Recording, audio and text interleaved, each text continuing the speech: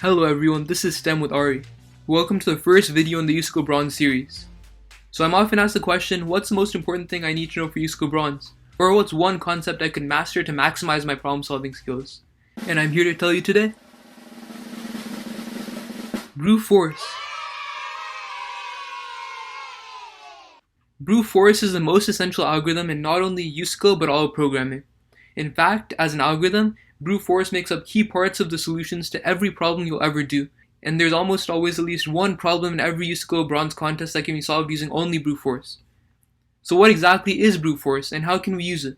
Let's talk about it. But before we begin, please be sure to like and subscribe for more STEM content, and hit the bell to stay up to date on the latest videos.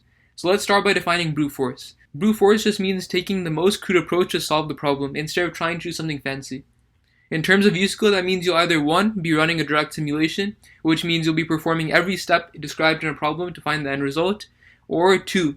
Conducting what's called a complete search, which means you'll be trying all possibilities until you find one that works. In fact, because it's considered the most crude approach to solve a problem, it's also the one you'll want to consider first. But as great as brute force is, it does have its limitations. For USACO problems, we can only do on the order of about 10 to the 8 fundamental operations total until we exceed the time limit. And this is a constraint we'll deal with more rigorously in the silver division and beyond when we introduce the concept of time complexity, but for bronze, this is all you have to know.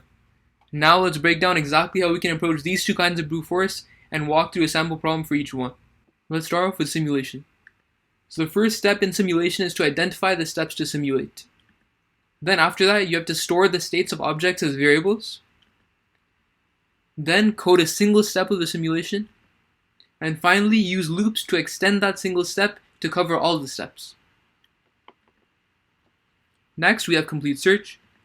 So first step in complete search is to identify the search space. Then we have to identify what we're searching for. And then we have to figure out a way to generate all the members of the search space. And finally, we have to check if each member meets the constraints. So now that we've reviewed both types of brute force, let's dive into some problems. So this is our first problem. It's called Shell Game, and this is the 2019 January contest bronze problem 1. And because this is a problem 1, we expect it immediately to be maybe on the easier end of the difficulty spectrum. This isn't always true, but it is often a reliable assumption to make, especially for bronze. So we don't expect to spend too much time on this problem, but we do expect to take things a little bit slowly, at least as we warm up. So let's go ahead and read the problem. So, to pass the time, Bessie the cow and her friend Elsie like to play a version of a game they saw at the county fair. To start, Bessie puts 3 inverted shells on a table. So, let's draw 3 inverted shells. This is how I'm going to draw them. So she puts three inverted shells on a table, and she places a small round pebble under one of them. So let's just say it's this one. And Bessie then proceeds to swap pairs of shells while Elsie tries to guess the location of the pebbles. So Bessie is swapping pairs of shells, so we can just say that this is a swap, and then we can redraw what happens after the swap. So after the swap, the pebble will be under the second shell and not the first anymore. And while Elsie tries to guess the location of the pebble, so the standard version of the game the cow saw being played at the county fair allowed the player to see the initial location of the pebble and required guessing its location after all the swaps are complete. However, the cows like to play a version where Elsie does not know the initial location of the pebble and where she can guess the pebble location after every swap. So, okay, Elsie doesn't know the initial location of the pebble, but she does see Bessie making these swaps, and she can guess the pebble location after every swap. Bessie, knowing the right answer, gives Elsie a score at the end equal to the number of correct guesses she made. Okay, so after each swap, we basically, Elsie makes a guess, and then we have to know whether or not that guess is correct when we write our program, and then we need to tally the number of correct guesses overall, and that's the score that Elsie gets. Given the swaps and the guesses, but not the initial pebble location, please determine the highest possible score Elsie could have earned. So it's saying highest possible score here, and that's kind of an important point. So we want to find the highest possible score. That tells us we want to try to maximize things, but it also tells us that there isn't just one score that we can calculate. There are actually many possible scores here for some reason, and we'll look into why, and we need to find the highest one. So The reason there are many possible scores here is because we don't know, like, what don't we know in the problem? We don't know where the initial location, we don't know where the pebble starts, right? So the pebble could start under the first shell, it could start under the second shell, or it could start under the third shell. So it could be here, it could be here, or it could be here initially. And we don't know where, but we know that we want to try to maximize the number of correct guesses. So we probably need to try all three of these cases and see by the end which one gives us the highest score, and that will be our correct answer. Now let's look at the input format. So it gives us an integer n giving the number of swaps. Okay, so that tells us that even though the problem only has 3 shells, the number of swaps that Bessie does can vary, and that goes up to 100. And each of the next n lines describes a step of the game containing 3 integers a, b, and g. So a, b, g. These 3 integers describe each of the n swaps, and this tells us that shells a and b were swapped by Bessie, so these were the ones that were swapped, and shell g was guessed as, well, shell g was Elsie's guess, so this is our guess.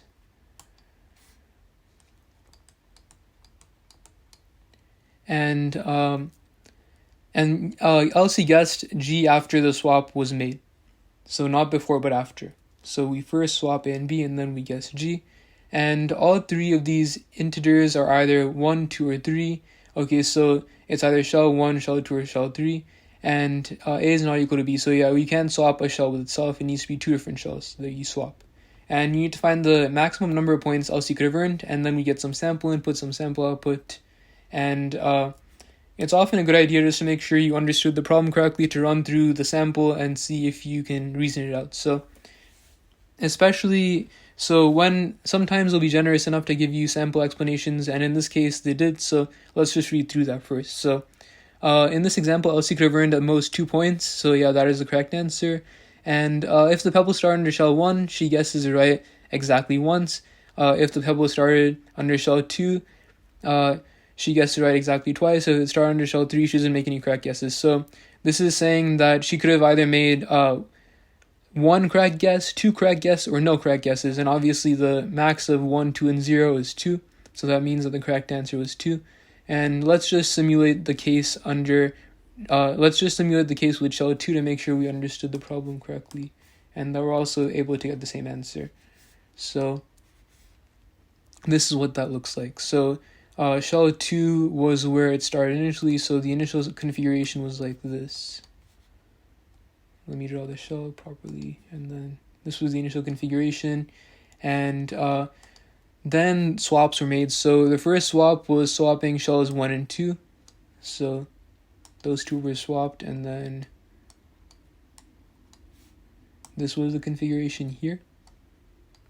And Elsie guessed that the pebble would be under shell 1, and I'm just going to make guesses white. So the first guess was 1, and it is indeed under shell 1, so that's correct. And now the next swap was shells 3 and 2, so these 2 were swapped, and that just leaves really the same thing. So it's still under shell 1.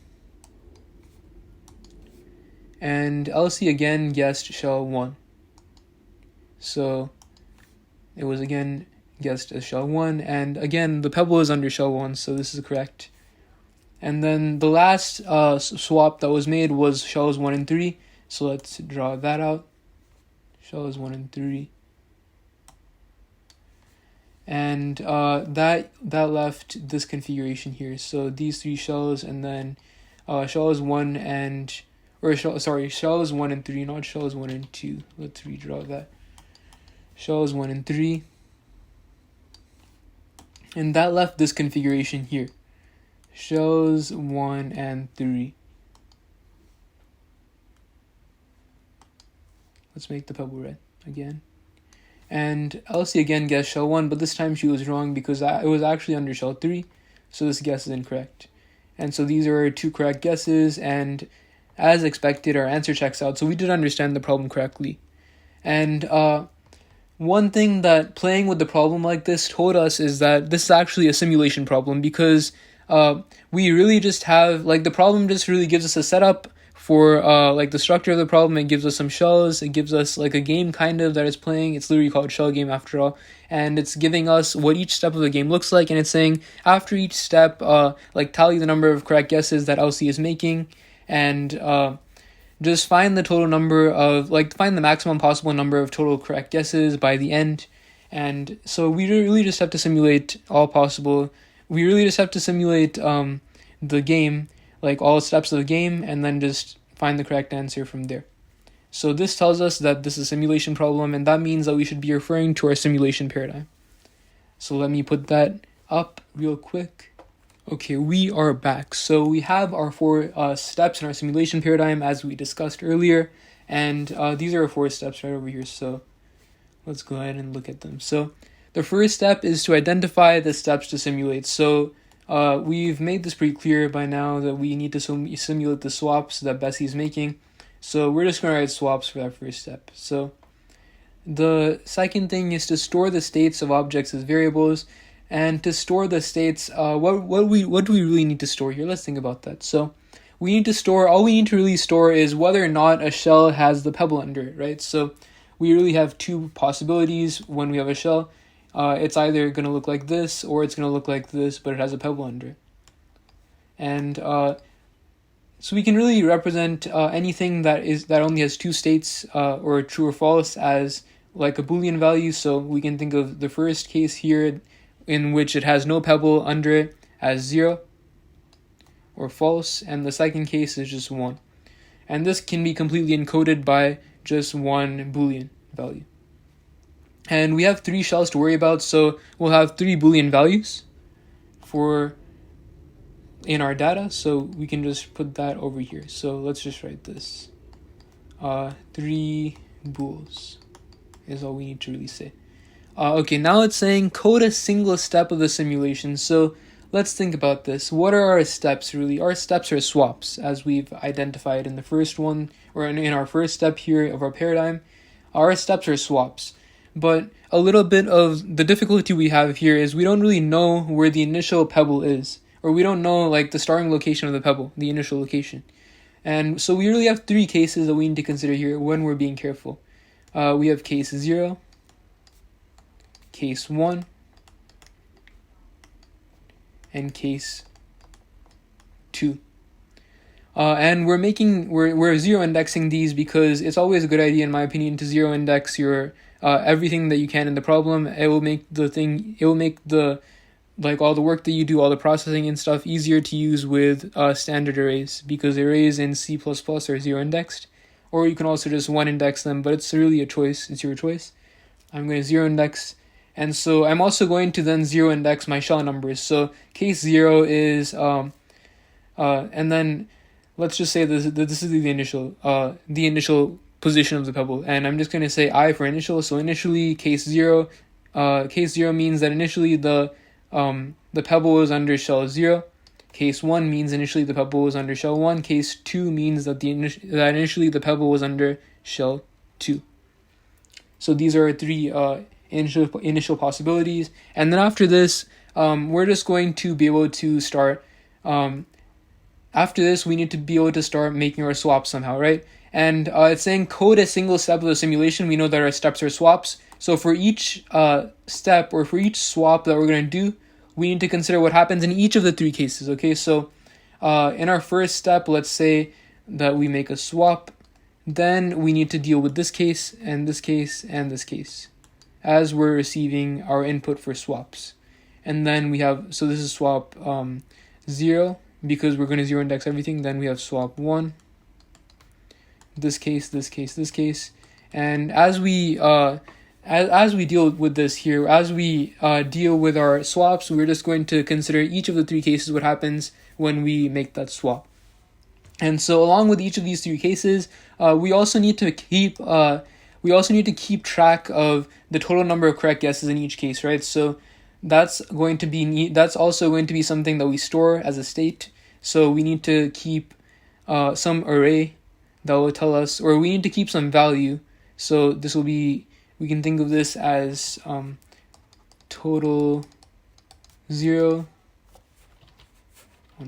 total 0, total 1, and total of 2. And each time we swap and then guess correctly, we update the total value that we have here by saying +1 if it's a correct guess, or if it's not a correct guess, then we don't update it. We just leave it alone. So that gives us our overall game plan here. Our game plan is we're going to have 3 cases. We're going to keep the data for the shells as Boolean states. So 0 or false will represent that there is no pebble. 1 or true will represent that there is a pebble. And we're just going to make these swaps as we get them in our input. So we're literally going to look at what the swap says, and then we're going to do it. We're going to swap those 2 booleans in however we're going to store them. We're probably going to store them in some sort of array. And we'll look at that in more detail when we get to the implementation. But then we're going to do the swaps, and then for each swap, we're going to look at each of the 3 cases, what happens. We're going to update the totals for the 3 cases. And then at the very, very end, for our answer, we're just going to look at the total. We're going to look at all 3 of these total values, and we're just going to try to find the max. And the max is our answer because we want to find the maximum possible number of points that LC can earn. And our last step here, which I kind of skipped over, it is what we did. We said use loops extending to cover all steps. So in one step for given values of A, B, G, we're going to look at all 3 cases, but then we can extend this using a for loop to cover all of the swaps, and we're just going to have n steps in that for loop. So that's what our code will look like overall, and this gives us a game plan for our implementation. So first what I do is I include the standard library and just the basic code to untie cin from cout and unsync with stdio, so that makes IO faster, and then just implement the file IO. And then from there, I need to start planning my strategy for how I'll approach the problem. So it gives me the integer n, and I 0 index the shells, 0, 1, 2. And there are 3 cases, case 0, case 1, and case 2. And I can encode each case with an array of size 3. So case 0 will be, for example, 1, 0, 0, and so on.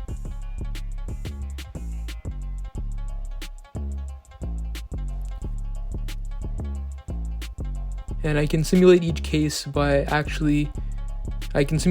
independently and take the max total of all 3 cases.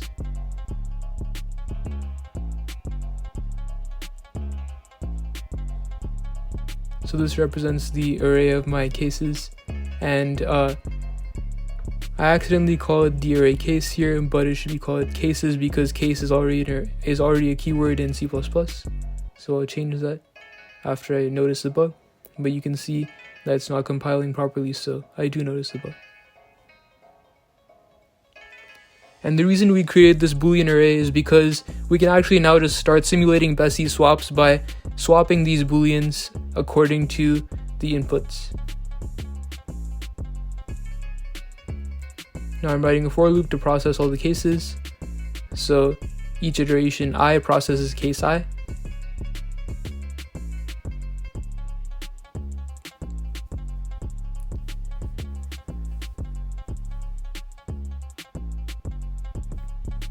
And what we actually need to know is what A, B, and G are, because A and B are what we need to swap, and G is the guess, and we need to know whether or not that's correct. So I just assume we're given A, B, and G, and then I'll change that according to the input later on. So here I'm just swapping shells A and B based on the booleans in case. And I accidentally called the array case here again, but I'll notice that bug later on. So I swapped shells A and B, their boolean values, according to what Bessie wanted, and then I'm adding the total, and then I'm adding the guess value, whether that's 0, 1, 0 for incorrect, 1 for correct, to the total number of correct guesses. And that will help me keep track of the total number of correct guesses for each case. And then finally, if we know the total number of correct guesses for each case, we can just find the max value in that array. So I just find the max value in the total array like that and output that at the end. But now we have to deal with the input, because right now we just said we're given A, B, and G, but now we have to do that according to the input. But now let me just fix the the name from case to cases, and then we'll start handling the input. So now to handle the input, we can just C in N, and then we can just take in the N inputs of A, B, and G. And again, we're going to zero index these as planned, and we can just put that code right into that while loop, and it should start working. So now I'm going to try out the sample case, and it does pass, and now I can just put it into the grader and see what happens. So we did get all the test cases. So this is the second problem. It's USACO 2019 December contest bronze, and it's problem 3, livestock lineup.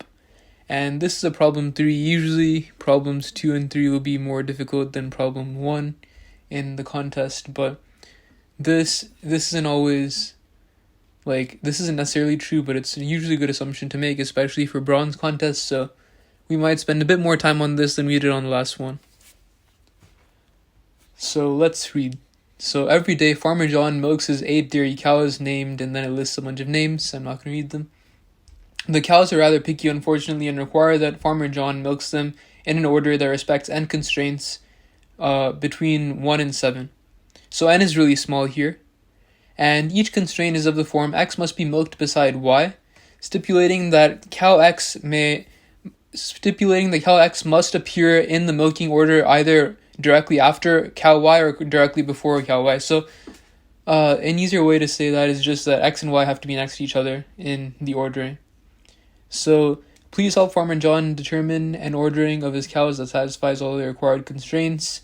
It's always guaranteed that an ordering is possible, or it's guaranteed that an ordering is always possible. If several orderings work, output the one that's alphabetically first. And it just talks about what alphabetically first means here, just for clarification. Okay, so the problem is overall is basically just saying, okay, we have 8 cows, we have 8 cows, and we have up to 7 constraints, and we need to find the alphabetically earliest arrangement of the 8 cows such that all of these constraints will be satisfied.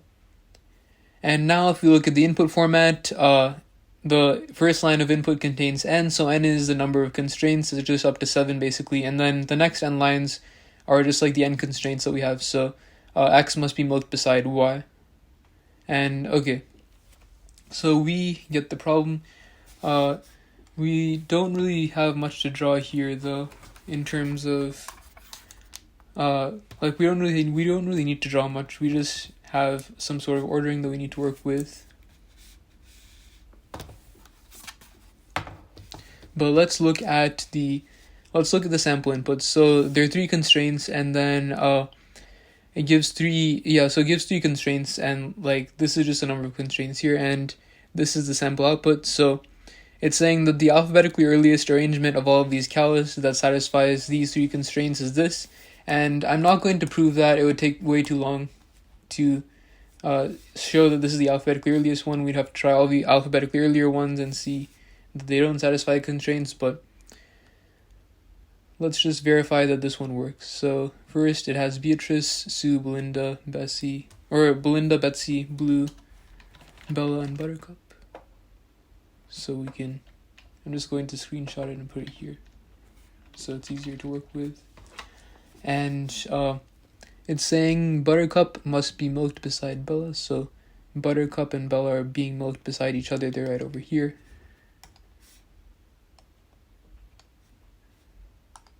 And Blue must be milked beside Bella, so Blue and Bella are over here. And Sue must be milked beside Beatrice, so Sue and Beatrice are milked beside each other.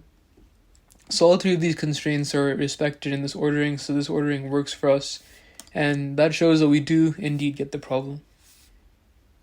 So now let's think about how to approach this. And if we think about this a little bit, let's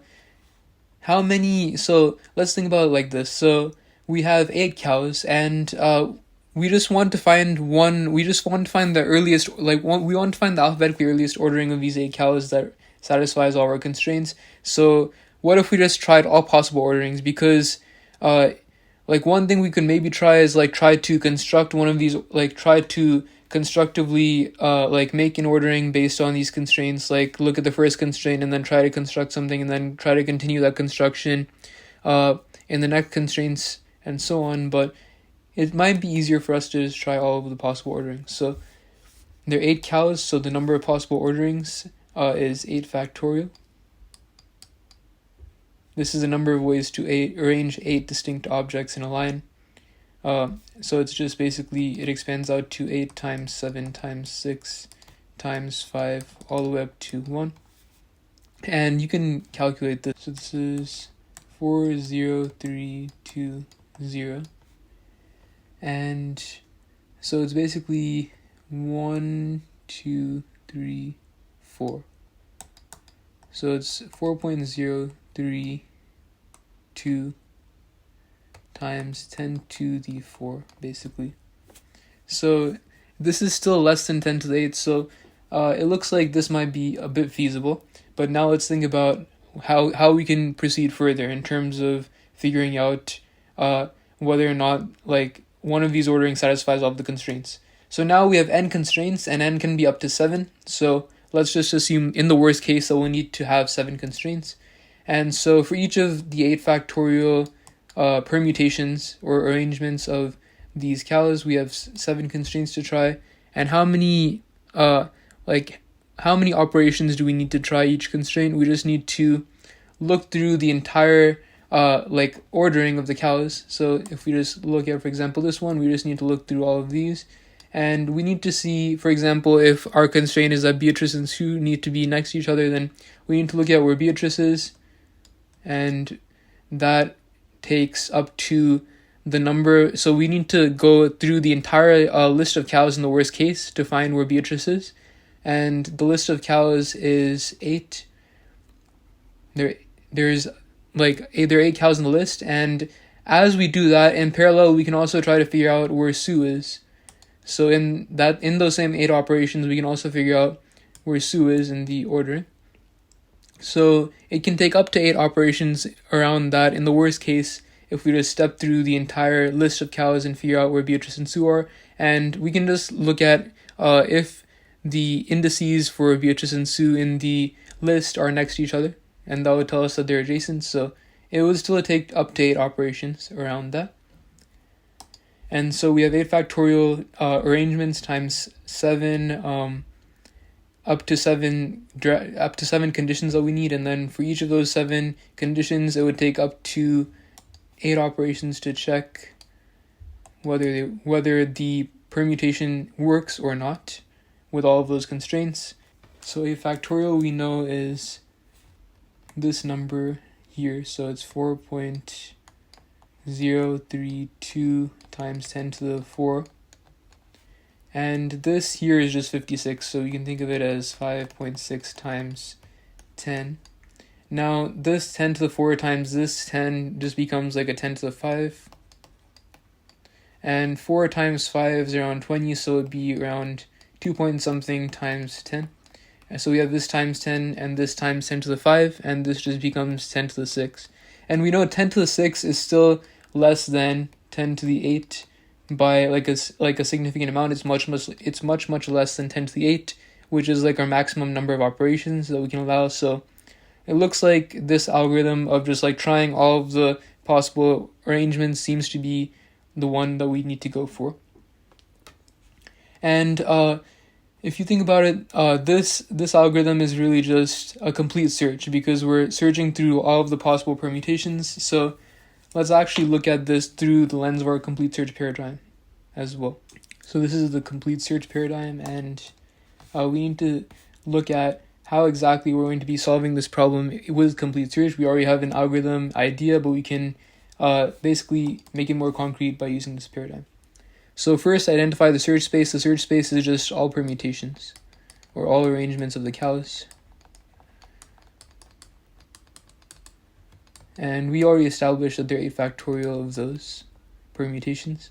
Identify what you're searching for. We just want to satisfy all constraints. So earliest satisfactory. So the earliest satisfactory permutation that satisfies all of the constraints. And now generate all the members of the search space. So we need to figure out how we're going to do this. And to generate all permutations, what we can do is we can put all of these names in some sort of container, like an array, and we can just generate permutations of that array. So the way that we can generate permutations of an array in C++ specifically is using the standard libraries function, next permutation. That's one easy way. And this generates them actually in alphabetical order. So if we just sort the array initially and just use next permutation to iterate through all of the permutations, we'll find the alphabetically earliest one first. Then the last step that we need to worry about in our paradigm here is check if each member meets the constraints. So we're just doing this by look through the array. So we're just going to look through the array of the names, and we're just going to find where both of those names sit and whether they're next to each other or not. So that's our overall algorithm, and this meets the complete search paradigm perfectly. And because we know that we're taking much less than 10 to the 8 operations to do this, this will be satisfactory when we code it. So before we start by including the standard library and doing the fast IO optimization and implementing file IO. And when I implement file IO, you accidentally mess up. I accidentally say lineup.in is also the output file, but it should be lineup.out. But I'll notice that bug later on. And here I'm just making an array of all of the names because I don't want to keep typing them over and over. And I'll probably be using this array later on in the problem I figure anyway, so it's just good to have it created. So I can just copy and paste all of the names. Luckily they listed out for us. And just put in the quotes to make them strings and get rid of the end. And it does compile. It's good to check once in a while whether the code you're writing compiles so that you can check for any bugs. Then I just start inputting n. And my strategy here I plan out in comments. So I say I want to try out all the permutations of the array names. And I want to see if all the conditions are satisfied, basically. So all the conditions are in the form if two cows are next to each other or not. So, or more formally speaking, whether or not they're adjacent in the permutation of the array. So I'm just writing now a function for that. So this function will take in two strings that represent the names of the cows, and it will output a boolean for whether or not they're adjacent in the array. So my plan here is just find the indices for both of the cows. So I will be the index of the first cow, j will be the index of the second cow, and then I just need to see if I and j differ by 1. So I just look at the absolute value of I minus j and compare that to 1. And now I've written the function, and now I start reading in and trying to figure out how to store the directions.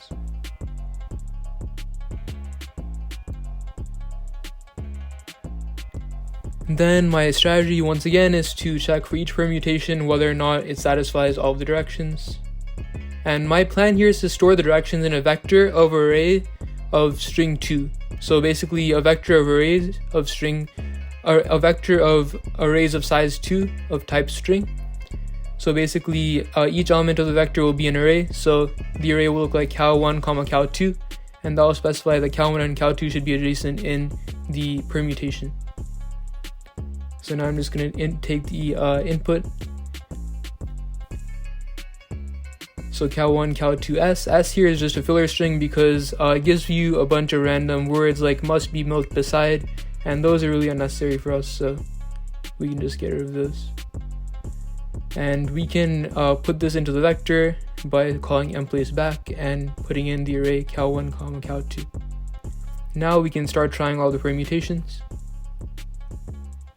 So the way that we want to try permutations here is using the standard libraries function next permutation. So the first thing we always have to do is sort the array because it goes in alphabetical order when it generates permutations. So we sort the array and then we put in a do while loop like that.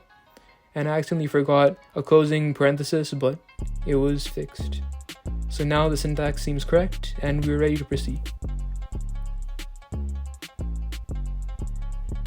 Now within the do part of the do while loop, I need to start processing the permutations.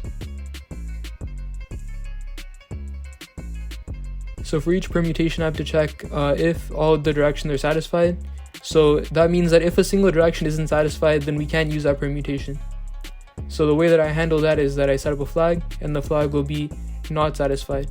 Initially it will be false because we assume it is satisfied, and then as soon as we reach a condition where it's not satisfied, we reset it to true, and that will add code for later in the comment add code to check flag.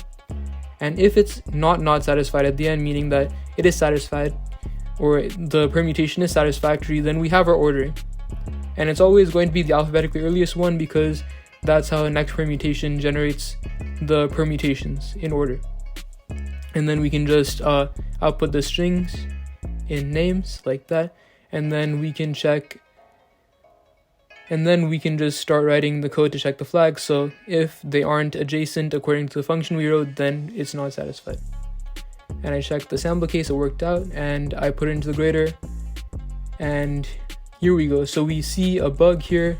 We accidentally made the file lineup.in, so we correct that, and now we pass all of the test cases. So that's all for this video. Thank you so much for watching, and see you in the next one.